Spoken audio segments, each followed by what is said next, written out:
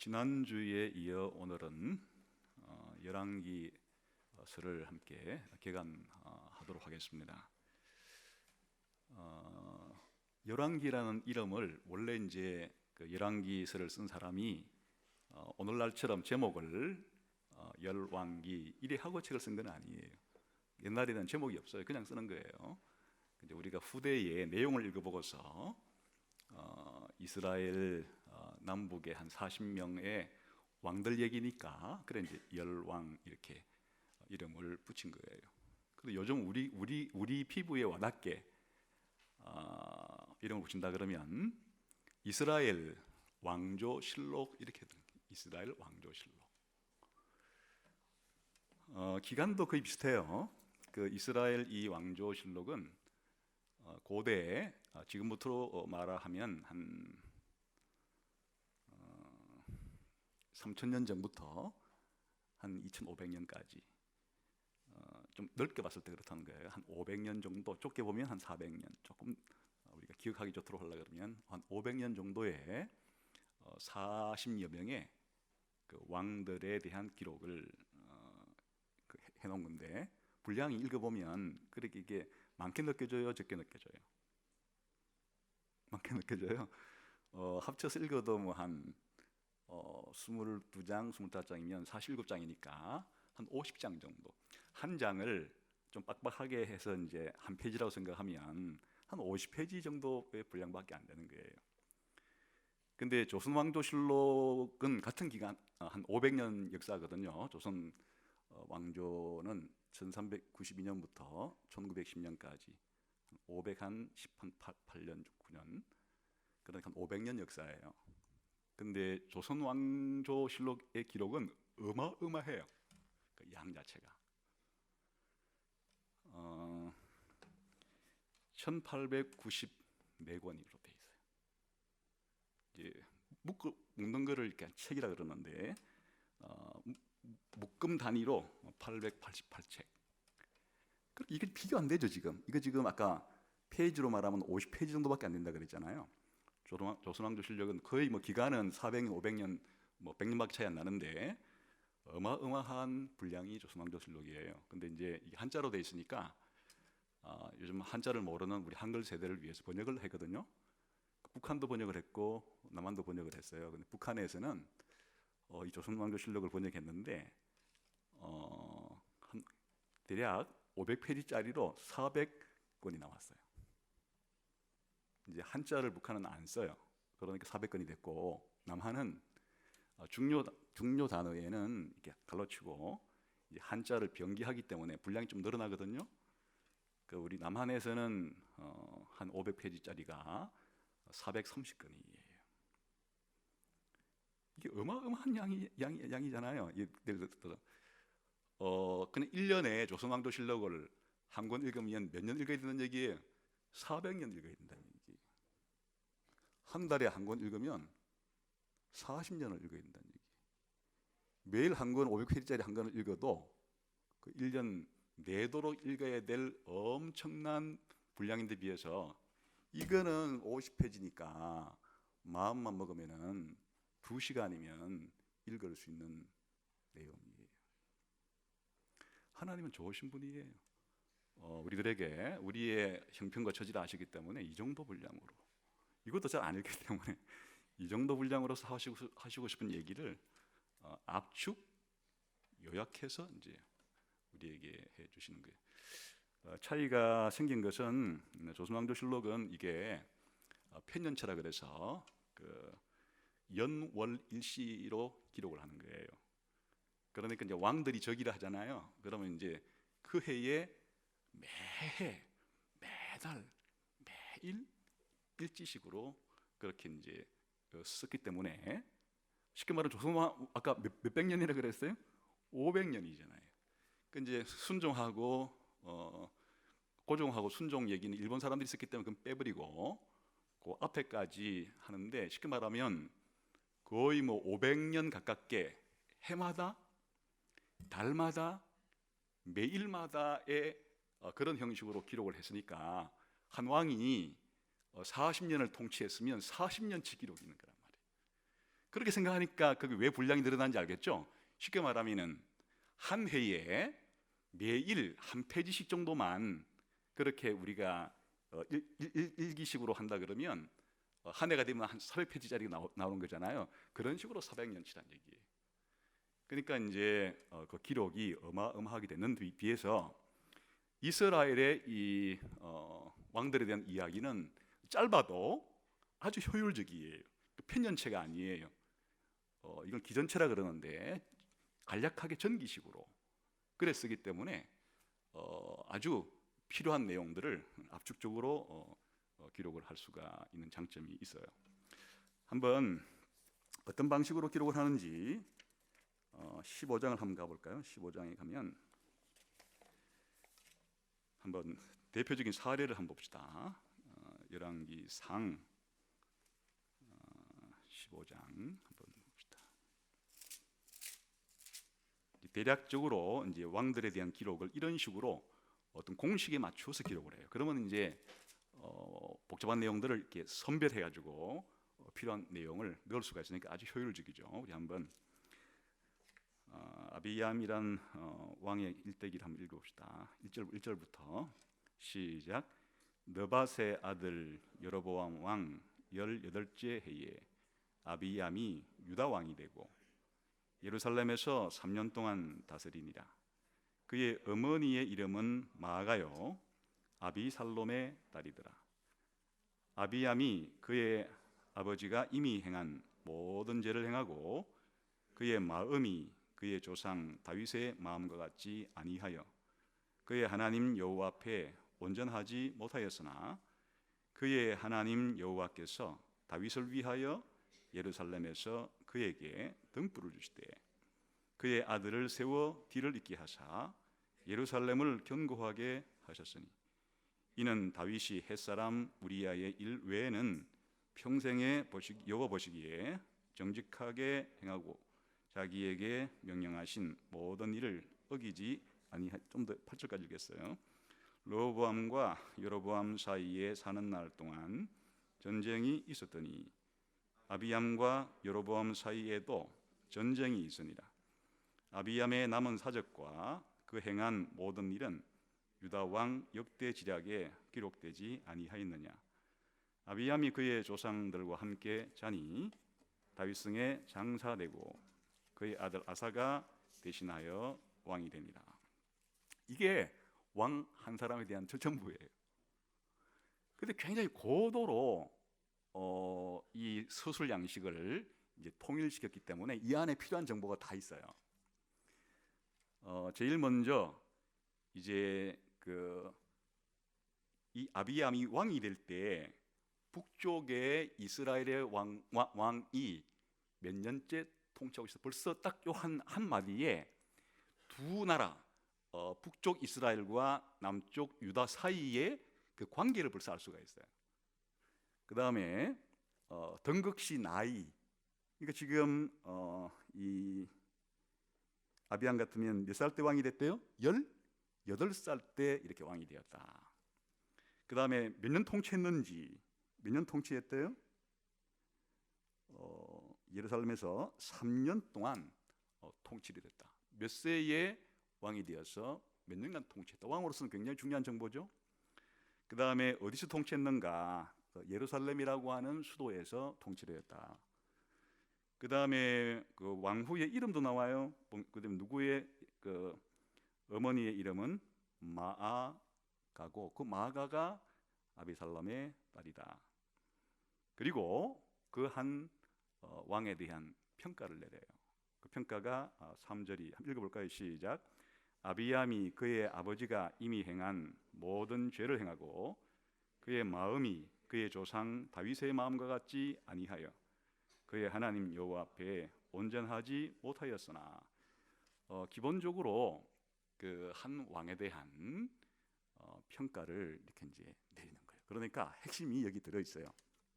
그 다음에는 이제 쭉 읽어보게 되면 아까 전에 이 출처가 어디서 나왔는지, 어디서 나왔다고요? 이 정보 자체가 유다 왕 역대 지략에 기록된 이런 내용들을 참고를 한 거다. 그러니까 이제 왕들에 대해서 기록한 그런 것도 있다는 얘기예요. 그걸 참고했다. 자료로 밝히고, 그 다음에 죽은 이야기도 해요. 조상들과 함께 죽었는데 다윗성의 장사가 되었다. 그 이제 누가 뒤를 이었는가 하니까 아들 아사가 뒤를 이어서 왕이 되었다. 그러니까 그 조선 왕조식으로 말하면은 한 500페이지짜리 3년 통치했으니까 매 해마다 일자별로 분량 기록했으면은 한 500페이지짜리 한 1,500페이지, 그러니까 3권짜리로 이렇게도 쓸 수 있는데 기본적으로 필요한 내용은 여기에 다 넣어 놓은 거예요. 이제 여기서 조금 달라지는 부분은 이야기거리를 조금 더 밝혀야 될 사람인 경우에는 2장씩도 가고 3장씩도 가고 이렇게 이제 길게 가지만은 기본 형태는 이런 식으로 서술을 하기 때문에 그 긴 기간 동안에 약 38명을 기록하지만 아주 압축적으로 서술을 하면서도 남북을 비교해서 이렇게 서술도 하고 또 거기에 한 인물에 대한 총평을 평가를 해줌으로써 우리가 이 사람을 통해서 무엇을 배워야 할지를 그렇게 알려주고 있다. 그래서 이제 아주 효율적으로 그렇게 기록이 된 책이에요. 그리고 여기에서 이제 가장 중요한 것은 뭔가 하면 이런 식으로 평가가 나온다는 거예요. 이게 제일 중요한 거예요. 결국에는 왜 이런 왕들의 이야기를 다시금 끄집어내어서 후대 사람들에게 알 수 있도록 이렇게 기록을 하려고 하느냐, 이 사람들에 대한 평가를 보여주기 위한 거예요. 그런데 이 평가는 이 열왕기서를 쓴 인간 저자가 있겠죠, 혹은 편집자가 있을 터인데 이 사람들의 평가가 아니에요. 바로 이 평가는 하나님의 평가예요. 굉장히 중요한 내용이 들어있는 거예요. 예를 들면은 우리가 인생을 다 이제 마감을 했을 때 죽기 전에 자기의 지나온 인생을 총 정리하면서 자기 인생을 자기가 스스로 자평할 수 있겠죠. 자평. 스스로 내 인생을 어떻게 살았다, 이렇게 이제 평가를 하는 것도 귀하겠죠. 자기가 자기 인생을 돌아보면서 평가 내리는 것도 굉장히 중요할 것 같아요. 근데 이제 사람은 대개 자기에 대해서는 관대하고 다른 사람에 대해서는 관소해요. 별로 그렇게 관대하지가 않아요. 그러니까 굉장히 이제 자기가 자기를 평가한 것 자체는 굽을 수가 있어요. 조금 더 이제 우리가 귀담아 들을 필요가 있는 것은 다른 사람들에 대한 평가예요. 장례식에 온 사람들이 고인을 향해서 내리는 그런 평가들은 정작 자기가 자기 자신에 대해서 내린 평가보다도 훨씬 더 다양하고 이제 객관적일 수도 있겠죠. 다른 사람과 더불어 살아가는 세상에서 다른 사람에 대한 평가도 굉장히 소중해요. 그런데 우리 기독교인들에게는 내가 내 인생을 평가하거나 누군가 다른 사람이 나에 대해서 평가하는 것도 소중하게는 생각하지만은 결정적으로 중요한 것은 하나님이 내 인생을 평가하는 거예요. 다시 말하면 내가 아무리 자화자찬을 하고 다른 사람이 나에 대해서 그렇게 온갖 아름다운 말들로 내 인생을 평가해 준다 한들 온 우주의 재판관이신 하나님께서 너는 틀려먹었어, 이렇게 말한다 그러면 우리의 평가가 그냥 모래성에 불과한 것이, 아무런 쓸모가 없는 것이에요. 그러나 내가 내 인생을 생각할 때 부족하고 그렇게 내세울 것도 없다고 이렇게 생각이 들고 또 뭐 다른 사람들도 내 인생에 대해서 그렇게 후한 평가를 안 해준다 할지라도 하나님께서 착하고 충성된 종이라고 나를 평가해 주시면서 내 기쁨에 함께 참여하자, 이렇게 하는 것 자체가 우리 인생은 성공이에요. 사실은 이 사람들에 대한 이야기를 조선왕조실록처럼 왜 매일 혹은 매 시간 단위로 그들이 무슨 말을 했는지, 무슨 행동했는지 쓸 수 없겠어요? 근데 사실 이 이야기에 가장 중요한 것은 이 평가예요. 그러니까 이 38명에 대한 평가가 이 열왕기서에 있어서 오늘 우리들에게도 하나님께서 하나님의 백성인 우리들을 어떤 식으로 하나님은 평가하실 건지에 대해서 우리가 이제 배우게 되는 거예요. 그래, 내 남은 인생을 어떻게 살아야 될까 하는데 굉장히 거울처럼 중요한 역할을 해줄 수가 있는 거죠. 그래서 이제 이 전체 열왕기서는 지난 시간에 크게 세 부분으로 나누어진다 그랬죠. 1장 열왕기상 1장에서부터 11장까지는 솔로몬 임금 이야기, 솔로몬 왕 이야기가 이제 첫 번째 부분에 온다 그랬고, 그 다음에 솔로몬 사후에 나라가 두토막이 나요.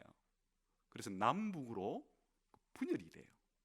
그래 이제 남북으로 분열되는 이야기가 열왕기상 12장부터 나라가 나누어지는 거예요. 나누어져 가지고 둘로 나누어지게 되는데, 이제 북쪽의 왕국이 10지파가 한 나라를 세워요.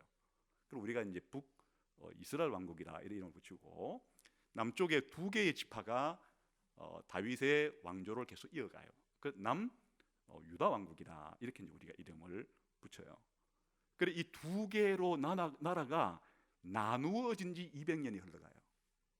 그러다가 이제 북쪽에 있는 이스라엘 나라가 아시리아라고 하는 제국에 멸망을 당해버려요. 그게 이제 주전 한 722년경쯤인데, 그러니까 이제 두 나라가 함께 가다가 한 나라가 망해버리는 거예요.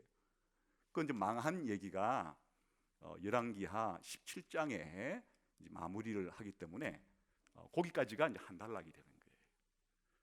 그러면 이제 남아 있는 나라는 어디밖에 없는가 하니까 남쪽에 있는 유다밖에 없는 거예요. 그래서 이제 열왕기하 18장부터 마지막 장까지는 남아 있는 유다 왕국의 왕들 이야기로 기록이 됐어서 이렇게 이제 크게 세 부분이 된다는 얘기예요. 근데 지난 시간에는 우리가 이 세 부분 중에서 솔로몬 왕 이야기를 읽었는데, 그건 굉장히 중요하니까 아까 말한 것처럼 그 11장에 해당이 되었고, 아주 문학적으로도 정교한 구조로 짜여져 있어서 핵심 부분을 통해서도 그 이야기를 알아버릴 수가 있었는데, 이제 지금부터는 38명의 왕들 그 이야기가 전개되는 거니까 그 한 왕 한 왕 그냥 읽기만 해도 시간 그냥 다 가버리고 말잖아요. 그래서 이제 중요한 것이 아까 말한 것처럼 여기 뭐가 있다고요? 왕들에 대한 평가가 있는 거예요. 이 왕들에 대한 평가가 이 전체 열왕기서의 바로 주제이고 핵심 부분이 되는 거예요. 근데 이제 전반적으로 말을 하게 되면은 이제 열왕기서 자체가 단순한 왕들에 대한 이야기가 아니라 무슨 이야기가 이 열왕기서의 핵심이라고 그랬습니까? 망하는 이야기란, 바로 이스라엘 왕국이 왜 어떻게 망했느냐 하는 이스라엘 왕국 그 쇠망기, 멸망기에 대한 이야기예요. 그래서 우리가 이 열왕기서를 읽을 때 주된 관심은 왜 망했는가를 찾아내야 되는 거예요. 왜 망했는가? 하나님의 백성인 이스라엘이 왜 망했는가? 망할 수가 없는 나라인데 왜 망했는가? 하는 것이 이제 중요한 핵심이고, 그 비밀을 왕들에 대한 평가를 통해서 바로 그 해답을 얻을 수가 있습니다. 우선은 왜 나라가 나누어졌는가부터 시작해야 중요한 거죠. 왜 나누어졌는가? 우리 한번 12장에 가보겠습니다. 열왕기상 12장.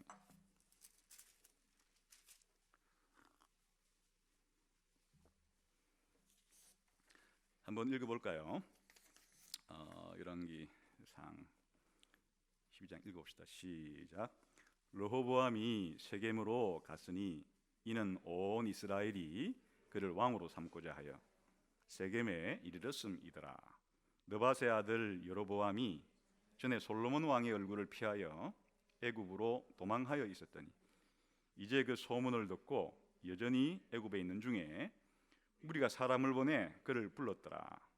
여로보암과 이스라엘에 오는 회중이 와서 르호보암에게 말하여 이르되 왕의 아버지가 우리의 멍에를 무겁게 하였으나 왕은 이제 왕의 아버지가 우리에게 시킨 고역과 매우 무거운 멍에를 가볍게 하소서.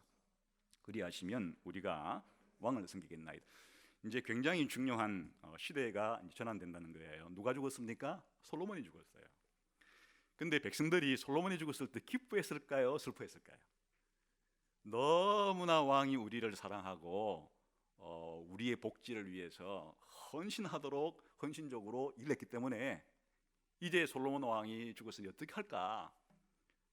솔로몬보다 못한 엉터리 왕이 우리를 다스리면 어떻게 할까? 그런 걱정이 되었겠어요? 아니면 이 정말 잘 죽었다, 시원하다, 그동안 우리를 못 살게 굴었는데 못 살게 굴던 솔로몬이 죽었으니 이제 희망이 생겼다. 솔로몬의 아들이 이제 누가 왕이 됐다고요? 르호보암이 왕이 됐으니까 희망이 생긴 거예요. 그래서 와서 이제 르호보암이 왕이 되고 난 이후에 여로보암이라는 사람이 꽤 이제 똑똑했던 모양이죠. 이제 쉽게 말하면 제야 인사 중에서 영향력 있는 인사였음이 분명해요. 그러니까 그를 불러다가 사람들이 가가지고 사실 당신의 아버지 솔로몬이 너무 우리에게 일을 많이 시켰다고. 근데 솔로몬이 툭하면 건축을 했거든요. 뭐 성전 건축하는 정도가 아니고 자기 왕궁도 건축하고 부인이 좀 많았어요. 후궁들 왕궁도 건축하고 또 뭐 도시들도 여기저기에 건축하고 그걸 다 누가 가서 해야 되는 거예요. 전부 국민들이 부역을 해가지고 그렇게 하니까 그야말로 못 살 지경이죠. 거기다가 또 그런 건물을 지으려고 그러면 돈이 있어야 되는데 또 세금도 무겁게 그렇게 거둬야만 충당이 되겠죠. 그러니 아주 솔로몬이 살았을 당시에 백성들의 이 삶은 고단했고 그야말로 뼈골이 빠지는 것 같이 힘들었다는 걸 보여주고 있어요. 그래서 솔로몬 죽었을 때 굉장히 좋아했던 거예요. 그리고 이제 솔로몬의 아들 르호보암에게 좀 일도 적당히 시키고 세금도 좀 적당히 거두고 우리 좀 살기 좋게 해달라, 이런 얘기를 하러 이제 왔다는 거예요. 그러면 이 르호보암이라고 하는 이제 솔로몬의 아들이 이 국민들의 지금 이 형편 자체를 잘 현실을 정확하게 인지하고 있으라 그러면 그 무거운 짐들을 좀 들어주고 그렇게 백성들의 삶을 이렇게 좀 여유롭게 이제 하는 쪽으로 나라의 방향을 정해야 시세를 바르게 잃는 것이 되겠죠. 근데 이제 혼자 판단하기가 쉽지 않으니까 쉽게 말하면 자문을 이제 받았는데 좀 노장파, 자기 아버지 세대의 모사들에게 자문을 받은 거예요. 그러니까 노장파가 경험이 일단 많잖아요. 그 식견도 있고 하니까 백성들이 지금 원하는 것처럼 너무 과중한 부역에 시달렸기 때문에 이제는 좀 그런 일들을 줄이고 그렇게 백성들을 평안하게 해줄 때가 됐습니다. 그러면 백성들이 정말 당신을 진심으로 그렇게 받들면서 살 겁니다. 이렇게 이제 아주 지혜로운 그 현실에 맞는 정확한 문제 진단과 정확한 문제 해결책을 조언해 준 거예요. 그렇게 했으면은 나라가 쪼개질 리가 없죠. 그리고 솔로몬 때부터 이반되었던 민심을 다시 수습해가지고 그렇게 좋은 나라로 그렇게 될 가능성이 있었던 시점이었는데 실기를 해요. 누구한테 또 자문을 구하는 거니까 자기 동년배의 자기 또래의 사람들에게 또 자문을 구해요. 그러니까 아직 이제 이 소장파들은 경험이 많이 없고 아직도 이런 학식이나 이런 것이 좀 부족해서 뭐라고 말하는가 하니까 젊은 혈기에 당신이 왕 아니냐고, 이 나라가 당신이 왕인데 주변 나라들을 보라고, 왕이 마음대로 하는 게 왕 아니냐고, 지금 이 정도 불평하는 것도 아직도 매운맛을 못 봐서 그러니까 더 매운맛 보여주라고, 그러면 찍소리 하지 못하고 더 열심히 뼈 빠지게 일할 거니까 강경책을 쓰라고, 이렇게 얘기해 준 거예요. 완전히 현실에 동떨어진, 그렇게 해서는 안 되는, 그런데 치혜가 부족한 이 르호보암이 이런 게 이제 식견이 없다는 것이에요. 그래서 노장파의 말을 듣기보다도 소장파의 말을 듣고 내가 너희들을 우리 아버지보다도 더 엄하게 그렇게 관리하겠다. 우리 아버지는 채찍을 쓰는데 나는 정갈 채찍을 가지고 너희들을 그렇게 쳐버리겠다. 이렇게 하니까 백성들의 마음이 완전히 갈라서 가지고 너희 집안하고 우리 집안하고 같이 있을 필요가 없다 해서 이제 다윗이 태어난 지파 남겨두고는 모조리 10지파가 독립해서 북쪽 나라를 세웠다는 얘기가 지금 12장의 이야기. 이렇게 나라가 분열됐어요. 그런데 사실은 이게 이 르호보암이 지혜가 없어서 아주 미숙해서 그리고 왕권을 백성을 위해서 쓰지 않고 백성을 오히려 착취하는 쪽으로 그렇게 쓰려는 것 자체가 하나님께로부터 부여받은 왕권을 정상적으로 사용하겠다는 게 아니에요. 지금 주변 나라의 다른 나라 왕처럼 왕의 권력을 마음껏 휘두르고 싶다고 하는 이 생각 자체가 하나님 앞에 잘못된 생각이에요. 근데 하나님께서 일단 막지 않고 그대로 내버리던 이유가 남북 분열의 원인은 조금 더 거슬러 올라가야 돼. 사실은 르호보암이 직접적인 원인을 제공했으나 더 근원적인 원인 제공자는 누구였어요? 솔로몬이었어요. 솔로몬이 말년에 다른 신들을 섬기고 여호와의 말씀을 불순종하자 하나님께서 뭐라고 솔로몬에게 경고를 했어요? 내가 너한테 나라를 뺏어가지고 너희 신하에게 줘버리겠다. 그러나 내가 다윗 때문에 다 주진 않고 아주 일부만 너한테 너희 후손에게 남겨주겠고 너희 신하에게 나라를 주겠다라고 하신 그 하나님의 약속을 하나님이 이제 성취해 가는 거예요. 솔로몬도 하나님께로부터 부여받은 왕권을 남용했고 그 아들 르호보암도 이 왕권을 남용한 것이 결국 남북 분열의 원인이 된 거예요. 그래 남북이 두동강이 나버린 거예요. 그러면 북쪽에 있는 이제 이 여로보암이 주동이 돼가지고 10지파가 나라를 하나 만들었는데 그럼 이 나라는 이제 자기들이 솔로몬에게도 한번 쓴맛을 받고 그 아들 레미도 자기들을 아주 혹독하게 다룬다는 것 때문에 나라를 세웠다 그러면 이젠 자기들이 제대로 여호와의 명령대로 모세에게 말씀해 주신 대로 온전히 우리는 저 지방처럼 불순종하지 말고 제대로 여호와가 우리의 왕이시니까 여호와 하나님께 순종하자 이렇게 나가면 좋을 뻔했죠. 근데 더 나쁜 방향으로 나라를 끌고 가요. 그게 이제 여로보암이 그냥 르호보암과는 비교도 안 될 정도로 나라를 망쳐버려요. 그 다음 얘기 나오는 거예요. 읽어볼까요? 12장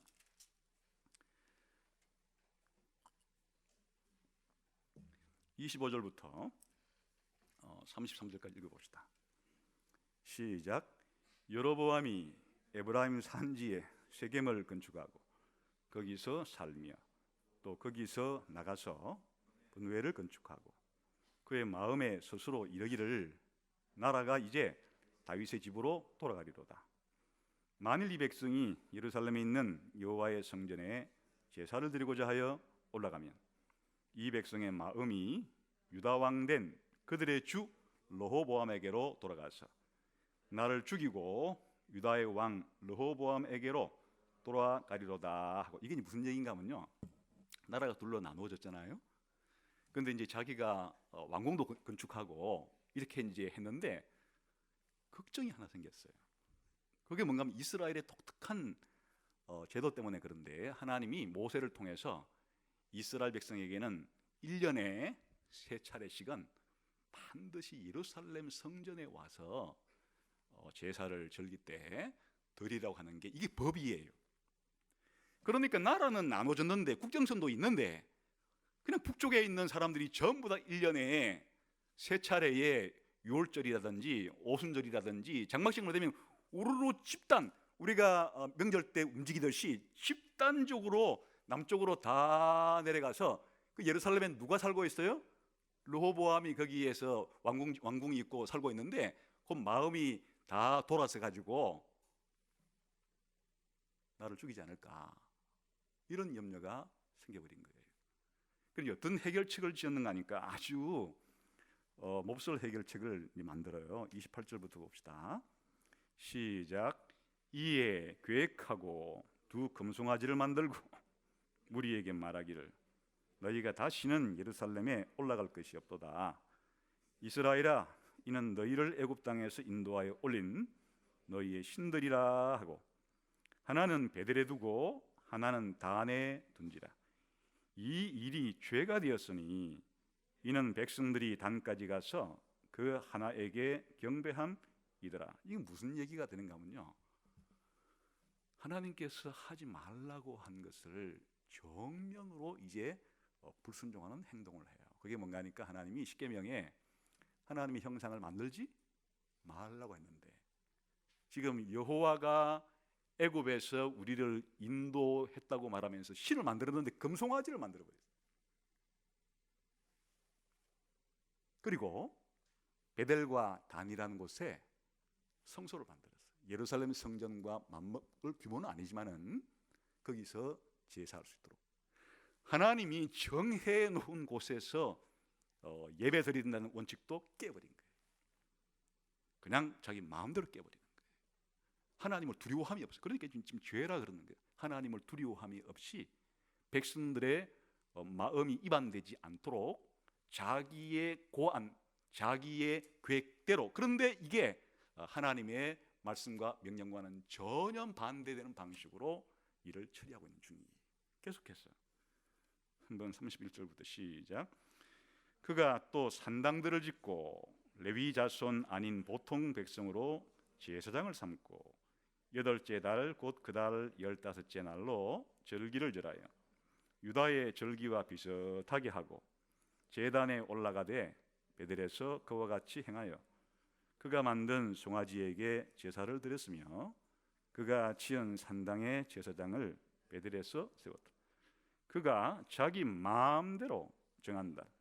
곧 8째 달 15째 날로 이스라엘 자손을 위하여 절기로 정하고 베델로 쌓은 제단에 올라가서 분향하였다. 이게 무슨 얘기예요?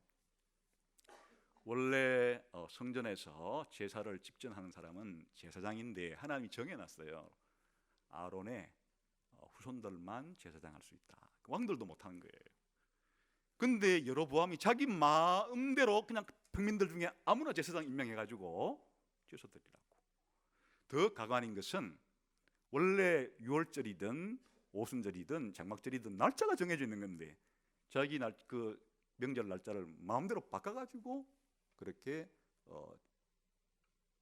절기를 지키도록, 요즘 말로 말하면 그냥 구정도 마음대로 바꿔버리고 추석도 바꿔버리고 자기 마음대로 바꿔버려서 자기 마음대로 그냥 해버린 거예요.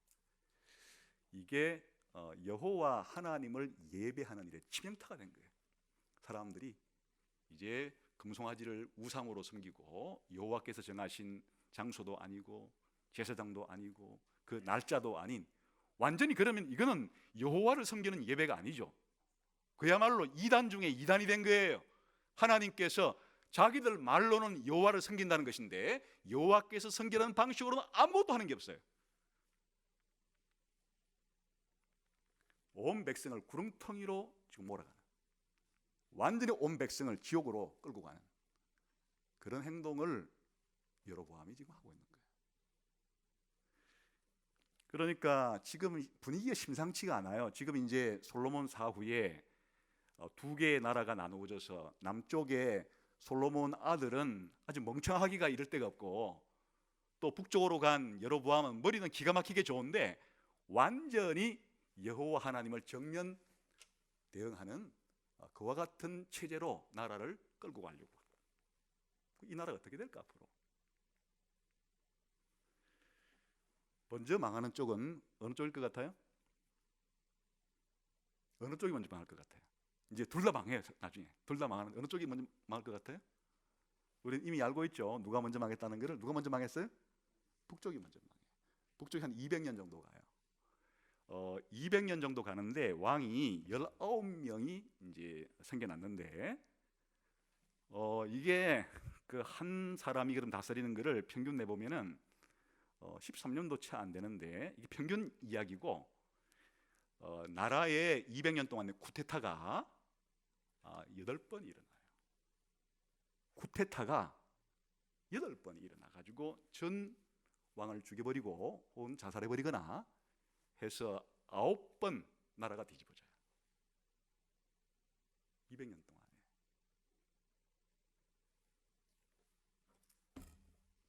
나라 꼴이 아닌 거죠. 200년 동안에 쿠데타가 8번이 일어나가지고 왕조가 9번 교체됐다. 쉽게 말하면 우리나라 축구 국가대표를 경질을 하는데 3개월 썼다가 갈아치워버리고 또 2개월 썼다가 갈아치워버리고 거의 1년 동안에 감독을 12명을 갈아치웠다. 이러면은 완전히 그 팀은 어떻게 되는 거예요? 뭐 갈 때까지 간 팀이라 할 수 있겠죠. 그 나라의 이 왕조가 8번 쿠데타로 뒤집어지는 나라가 되었다. 먼저 망하는 것인데 어떻게 해서 망했는가 하는 게 이제 우리의 주된 관심사라 그랬잖아요. 한번 이유를 살펴봅시다. 아까 기본적으로 그 북쪽의 첫 번째 왕이었던 누구였어요? 여로보암이 걸어갔던 그 길이 망국의 길이었는데 그 다음 왕들이 이 여로보암이 잘못된 길을 갔다고 깨달아가지고 여로보암이 갔던 길에서 회개해가지고 다시 돌이키면 나라가 되는 건데 전부 다 그 후임들이 여로보암을 따라가면 어떻게 되겠어요? 계속 나라가 망하는 길로 갈 수밖에 없겠죠. 그래 이제 북쪽 이스라엘 나라는 전부 다 이 여로보암의 길을 줄기차게 따라가다가 망하는 거예요. 한번 결과적으로만 한번 볼까요? 한번 그 어떻게 이제 망해가는지 한번 읽어봅시다. 맨 끝에 한번 그 열왕기 하 15장 정도 한번 가봅시다. 15장 정도에 가봐가지고 이제 나라가 망할 때 그 왕들이 지금 어떻게 하고 있는지 한번 대표로 봅시다. 16대쯤 왔어요. 이제 16대쯤 왔는데 17절 18절 한번 읽어봅시다. 15장 17, 18절 시작. 이스라엘의 왕 바사가 열왕기 하 열왕기 하 15장 17, 18절 한번 같이 읽겠습니다. 시작.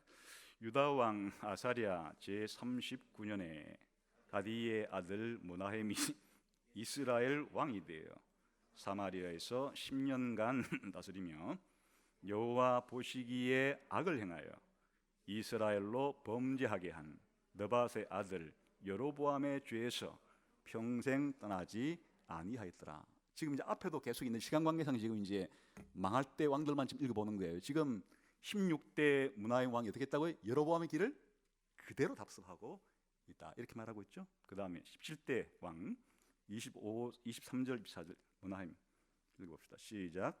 유다의 왕 아사랴 제 50년에 므나헴의 아들 버가히야가 사마리아에서 이스라엘 왕이 되어 2년간 다스리며 여호와께서 보시기에 악을 행하여 이스라엘로 범죄하게 한 느밧의 아들 여로보암의 죄에서 떠나지 아니한지라.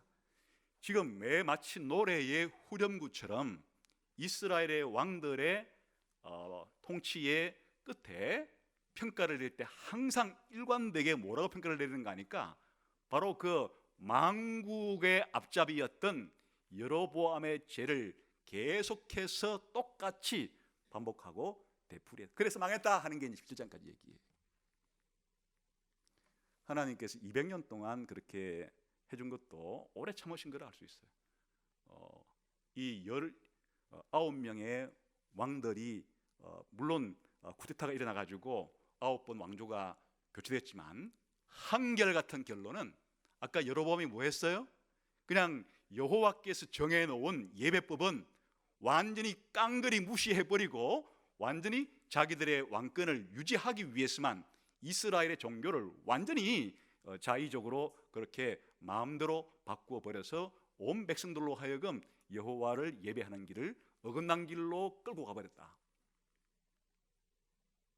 요즘 말로 말하면 전부 한결같이 19명의 왕들이 이단의 교주가 되어버린 거랑 마찬가지란 말이에요.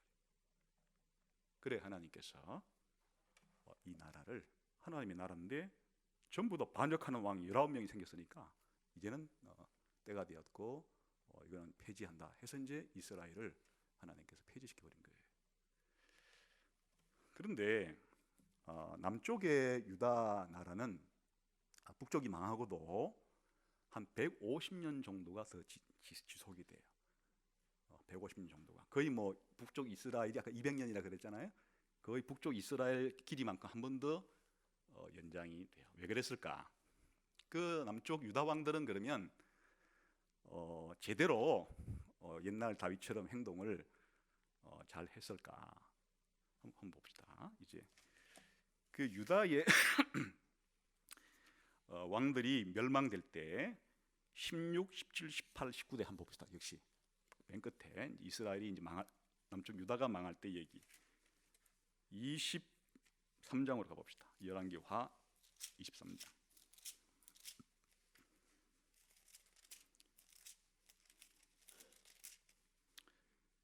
열왕기하 23장 31절 32절 같이 한번 읽어보겠습니다. 시작. 여호아하스가 왕이 될 때에 나이가 23세라 예루살렘에서 석 달간 다스리니라. 그의 어머니의 이름은 하무달이라 림나 예레미야의 딸이더라. 여호아하스가 그의 조상들의 모든 행위대로 여호와 보시기에 악을 행하였더니. 지금 벌써 이제 16대 왕 여호아하스가 3개월밖에 왕 노릇을 못한다. 그리고 자기 조상들의 잘못된 길을 가는 왕들처럼 그렇게 패역한 길을 걸어갔다. 그래 이제 이집트로 끌려가서 이제 죽어요. 이렇게 비참하게 이제 남쪽 유다 왕도 또 잘못된 길을 지금 걷고 있는 걸 볼 수 있어요. 그 다음에 17대 그 다음 17대 왕 여호야김 한번 36절 37절 읽어봅시다. 시작. 여호야김이 왕이 될 때 나이가 25세라 예루살렘에서 11년간 다스리니라. 그의 어머니의 이름은 스비다라 루마브디야의 딸이더라.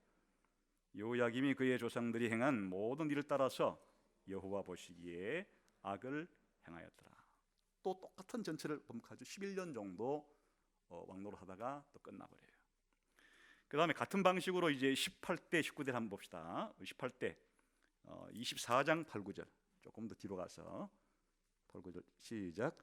여호야긴이 왕이 될 때에 나이가 18세라 예루살렘에서 석 달간 다스리니라. 그의 어머니의 이름은 느우스라요 예루살렘 엘라단의 딸이더라. 여호야긴이 그의 아버지의 모든 행위를 따라서 여호와 보시기에 악을 또 바벨론으로 3개월 통치하다가 붙잡혀서 끌려가요. 이제 마지막 19대 왕 시드기야인데 한번 18절 20절을 봅시다. 시작. 시드기야가 왕이 될 때 나이가 21세라 예루살렘에서 11년간 다스리더라. 그의 어머니의 이름은 하무달이요 림나인 예레미야의 딸이더라. 그가 여호야김의 모든 행위를 따라 여호와 보시기에 악을 행한지라. 여호와께서 예루살렘과 유다를 진노하심이 그들을 그 앞에서 쫓아내실 때까지 이르렀더라. 시드기야가 바벨론 왕을 배반하니라. 또 11년 다스리다가 여호와 앞에 악을 행했고 바벨론에게 반기를 들다가 또 바벨론으로 끌려가요. 이렇게 나라가 망해버려요. 그러니까 끝이 끝날 때 보니까 아까 이스라엘의 왕조가 수시로 교체되는 것처럼 교체되지는 않았죠. 다윗의 후손들로 계속 이어는 지는데 이제 나라가 평균 한 21년쯤 통치하는 그 평균이 완전히 무시되고 이제는 3개월, 11년, 3개월, 11년 아주 그 연수도 짧을 뿐 아니라 하는 행동들이 한결같이 지금 이 네 끝의 왕들이 전부 다 여호와께 악을 행하다가 진노를 받아서 끝나는 것으로 이렇게 끝이 나는 거예요. 끝이 똑같이 끝나는 거예요. 그러니까 결론은 누차 얘기하지만 이스라엘의 왕권은 하나님이 주시는 왕권이기 때문에 이 왕권을 잘 사용하는 유일한 방법은 자기 마음대로 하는 게 아니고 여호와의 명령대로 나라를 하나님께서 백성을 다스리는 것처럼 그 백성을 하나님을 대신해서 잘 다스리는 것이 왕의 책무인데 이걸 하지 않는 거죠. 자기 마음대로 여호와를 반역하고 그렇게 하고 싶은 대로 다른 신 섬기고 이렇게 하는 거예요. 같은 방식으로 이제 끝나는 거예요. 궁금한 점은 왜 그러면 거의 왕들의 비슷한데 150년씩이나 하나님이 조금 더 남쪽 유다는 멸망을 그렇게 연기시켜 주었을까? 그 비밀이 저 북쪽의 왕들은 19명이 한결같이 한 사람의 예도 없이 전부 다 여로보암의 길을 따라가다가 다 망했어요. 그런데 이제 남쪽 유다의 왕들 가운데서는 가끔씩 가뭄에 콩나듯이 다윗과 같은 인물들이 이제 나오는 거예요. 가끔씩. 이게 차이점이에요. 한번 이스라엘이 망하고 남쪽만 남았을 때의 첫 번째 왕이 누군가 하니까 히스기야예요. 그 히스기야 같은 삶을 살았는지 한번 봅시다. 18장을 조금 앞으로 당겨와서 18장 5절.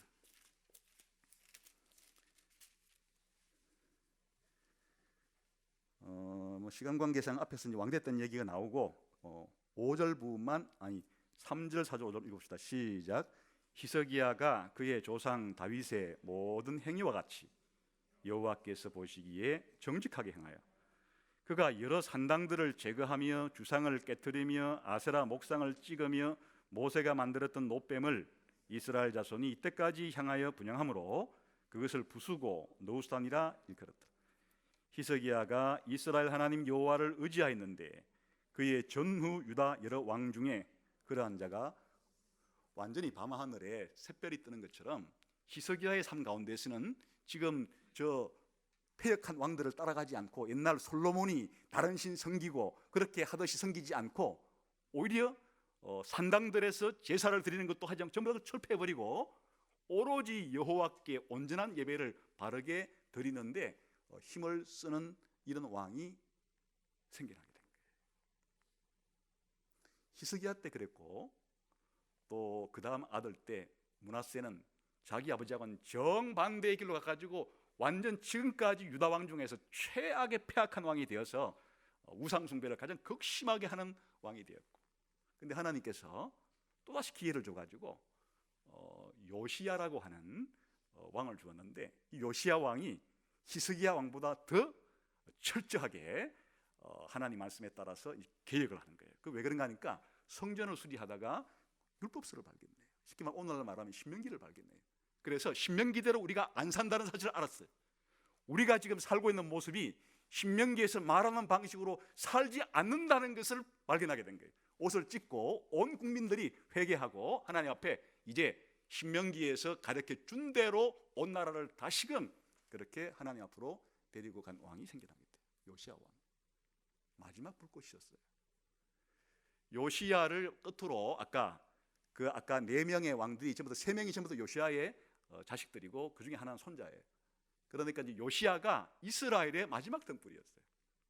그런데 하나님이 그래도 등불을 남겨줘가지고 이 어두운 유다에는 가끔씩 그렇게 하나님께서 뭘 원하시는지를 사람들에게 알려주고 그렇게 살아가도록 이끌어가는 왕들이, 다윗과 같은 왕들이 나왔다는 얘기예요. 왜 이런 왕들이 나왔는가? 하나님이 약속한 바가 있기 때문에. 하나님 뭐라고 약속했다 그랬습니까? 한번 읽어볼까요? 우리 한번 왕하 8장 19절 한 절만 읽어봅시다.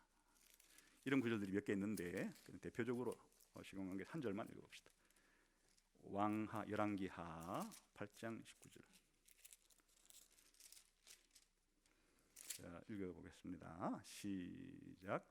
여호와께서 그의 종 다윗을 위하여 유다 멸하기를 절개하지 아니하였으니 이는 그와 그의 자손에게 항상 등불을 주겠다고 말씀하셨습니다. 그러니까 비밀을 알게 되었어요. 사실은 유다 왕들도 가만히 내버려 두면 누구의 전체를 그대로 밟을 수밖에 없다는 것이 증명이 되는 거니까 아까 봤잖아요. 다른 왕들 가만히 내버려 두게 되면 전부 북쪽의 왕들 못지않게 그렇게 산당들에서 제사 드리고 다른 신 섬기고 이렇게 하는 족속들이 대부분인데 하나님이 유다 다윗에게 왕조를 계속 유지시켜 주겠다고 하는 그 약속 때문에 그래도 다윗 왕조에서는 하나님이 등불을 꺼뜨리지 않고 그렇게 남겨주었기 때문에 이런 일이 생겼다. 그렇게 지금 설명하고 있는 거예요. 그래서 이제 열왕기의 맨 끝에 가면 어떻게 아까 끝났죠? 잡혀갔어요. 아까 여호야긴이 잡혀갔는데 거의 37년 동안에 옥살이를 했어요. 나라가 망하고 망국의 왕이 적국에 가서 감옥살이에 지금 37년 동안 우리나라 거의 뭐 일제치하 강점기 같은 그런 기간을 적국의 감옥에서 썩었던 거예요. 그런데 이제 묘한 말로 끝을 내요. 하나님이 그 여호야긴을 감옥에서 끄집어내가지고 바벨론 왕이 다른 바벨론에 끌려온 다른 왕들보다 더 지위를 높여가지고 자기하고 함께 식탁을 하게 하고 사는 날 동안에 잘 먹고 잘 살도록 양식을 지금 대주고 있었더라. 이렇게 끝이 나요. 왜 이렇게 나라가 망한 상태 가운데서도 하나님께서 마지막 이와 같은 모습을 보신 아시겠어요? 하나님이 이 북쪽과는 달리 남쪽의 이 유다 왕국에는 자신이 약속한 약속이 있기 때문에 이 약속을 지키려고 하는 거예요. 그래 이 연장선상에서 하나님이 약속을 지키신 것이 예수님 다윗의 아들을 보내 가지고 자신의 약속을 드려 지키시는 하나님이 되실 것이에요. 여러분 오늘 이 유다의 19명의 왕과 이스라엘의 19명의 왕들에 대한 평가를 제가 요약해 드리게 되면 이스라엘 북쪽 왕 19명의 평가는 전부 다 나쁨 19분이나 전부 다 악하고 나쁜 왕으로 평가받고 끝이 나버려요. 그런데 유다의 이 19명의 왕들은 아까 히스기야와 이 요시야처럼 하나님 앞에 다윗처럼 살았던 좋은 왕이 2명이 탄생했어요. 그리고 다윗처럼 한쪽으로 살다가 또 헷갈려가지고 또 다른 산당들을 패하지 않고 아주 어중간하게 그렇게 중간쯤 완전히 백도 아니고 흑도 아니고 한 중간쯤 혼합된 그런 왕들이 또 6명 정도는 그래도 이 6명 정도는 그래도 다윗처럼 살려고 노력했던 왕들이 온전히 살지를 못했어. 나머지 12명은 완전히 북쪽의 왕들처럼 똑같이 살았던 왕들이에요. 여러분 저와 여러분이 인생을 끝냈을 때 우리의 인생의 성적표는 거기에 뭐라고 기록이 될까요? 사실 북쪽 왕 같은 경우는 불신자들의 경우는 근본적으로 예수님을 왕으로 모시고 살지 않으니까 그건 전멸이에요. 불신자들 가운데 하나님을 왕으로 모시고 하나님 뜻대로 살겠습니다 하는 사람이 어디 있어요? 단 한 사람도 없는 것이에요. 그러나 저와 여러분 같은 신자들 속에는 마치 남쪽의 왕들처럼 이 남쪽의 왕들이 대표로 보여주는 것처럼 때로 우리가 히스기야와 그리고 요시야처럼 온전하게 하나님 뜻대로 내 인생 한평생을 그렇게 바치는 인생으로 우리 인생을 마감할 수도 있고 나머지 아사라든지 여호사밧처럼 어떨 때는 다윗의 뒤를 쫓아서 살기도 하다가 그러나 때로는 또 산당에 가서 제사도 드리고 이렇게 마치 박쥐처럼 이렇게도 살다가 저렇게도 살다가 고민하면서 그런 정도로 그렇게 우리의 인생이 왔다리 갔다리 이렇게 인생을 살다가 신앙적으로 살려고 할 때도 있었지만은 또 그렇지 못할 때도 있고 이렇게 왔다리 갔다리 이렇게 인생을 끌 수도 있고 비록 신자이라 할지라도 거의 자기의 인생을 하나님의 뜻보다는 자기 뜻대로 마음대로 살다가 인생을 마감할 수도 있겠다 그런 생각이 들어요. 오늘 우리가 이런 역사책을 꺼내놓고 다시 읽는 이유는 다시 들여다보면서 우리의 거울로 삼는 이유는 우리도 남북 이스라엘의 왕처럼 그 어딘가에쯤 우리의 주소가 있기 때문에 그런 것이. 이 어떻게 살기를 원해요? 이게 지금 성경이 우리에게 열왕기시를 통해서 던지는 도전이 어떻게 살기를 원하는가. 사실 지금 저와 여러분이 예배드리고 있는 이 시간에 갑자기 땅이 꺼져가지고 여기서 우리의 인생을 마감한다면 현재 우리는 하나님 앞에 어떤 평가를 받을까? 그러나 하나님이 빵을 꺼주진 않고 앞으로 저와 여러분에게 10년의 인생을 더 맡길지 아니면 50년의 인생을 더 맡길지는 또 우리가 알 수가 없어서 그럴 때 우리에게는 희망이 아직은 남아있다. 끝이 아니잖아요. 끝이 아니니까 내 인생의 성적표 안에 쉽게 말하면 A 플러스가 될지 F가 될지 우리가 완전히 지옥 가는 인생은 아니라 할지라도 이렇게 한 번밖에 없는 단 한 번뿐인 이 소중한 인생을 하나님 앞에, 왕 되신 하나님 앞에 우리가 어떻게 하나님의 뜻을 받들어서 살아가느냐 하는 것은 앞으로 우리가 좀 남아 있어요. 여러분의 인생 성적표 안에 하나님께서 뭐라고 최종적으로 기록해 주실지 염두에 두고서 살아가야 돼요. 먼 3000년 전에 2500년 전에 딴 나라 왕들에 대한 이야기가 아니에요.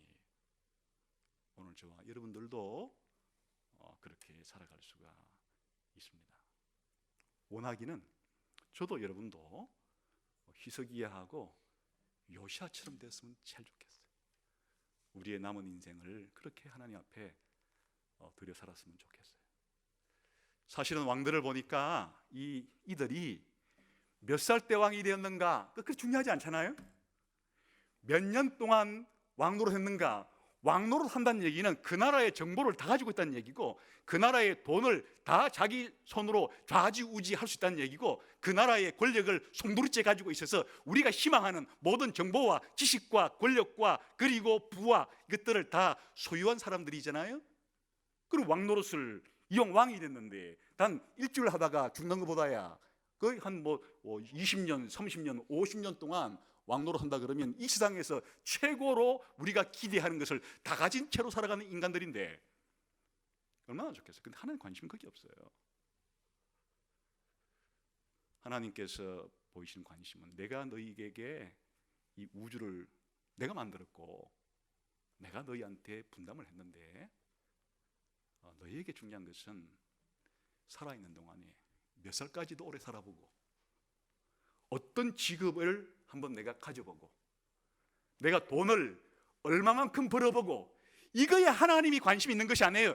하나님께서는 저와 여러분들이 정말 온 우주가 하나님의 것이라고 인정하고 그리고 내 인생이 하나님께서 원하시는 대로 살겠다고 하는 이 중심을 가지고 하나님 앞에 그렇게 살기를 하나님이 말씀을 통해서 성경을 통해서 나에게 우리에게 가르쳐 준 대로 내 인생을 한번 살아보겠습니다 라고 하는 것이 영원한 천국에서 하나님과 교제할 수 있는 유일한 조건이에요.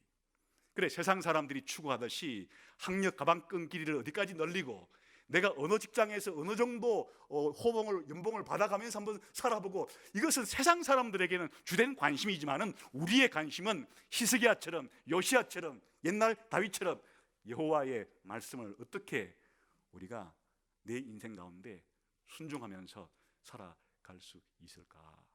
이게 우리의 성공과 실패의 기준이 된다는 얘기예요. 희망이죠. 내가 지금 그렇게 눈은 거의 뭐라 그래요? 그냥 단추 눈처럼 저는 안 보인다고 쳐요. 뭐가 문제가 되겠어요? 왕눈이가 있으면 또 뭐가 좋은 거예요?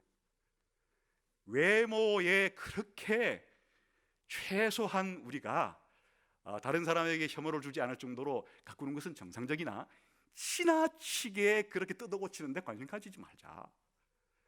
세상 사람들처럼 내 연봉 얼마 받는 거가 사실 나한테 주된 관심사이긴 하죠. 그 따라서 내가 쓸 수 있는 것이 달라지니까. 근데 그게 내 인생 최고의 관심사일 수는 없다. 우리 기독교인들에게는 정말 내가 오늘 하루하루 이번 한 달 그리고 내 남은 인생을 정말 하나님이 내 인생의 주인이라는 사실을 내가 얼마나 확실하게 인정하고 내 인생을 설계할 때부터 내가 모든 일들을 할 때부터 하나님께 이거 어떻게 하면 좋겠습니까?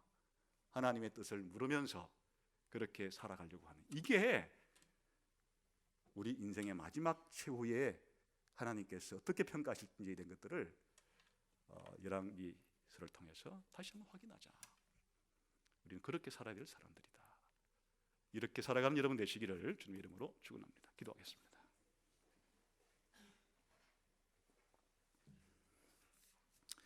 하나님 아버지, 저희가 이 땅에 살아가는 이 삶 속에는 수많은 인생관과 세계관을 가지고 살아가는 사람들이 많습니다. 저희가 시대의 조류, 시대 정신에 떠밀려 가지 않고 옛날이나 지금이나 동양이나 서양이나 하나님이 온 우주의 왕이시고 역사를 이끌어 가시고 장차 하나님께서 역사를 끝내실 그때에 우리가 하나님 앞에서 어떤 평가를 받을지 신경 쓰면서 살아갈 수 있는 지혜로운 인생이 다 되게 해 주옵소서. 예수님 이름으로 기도하옵나이다. 아멘.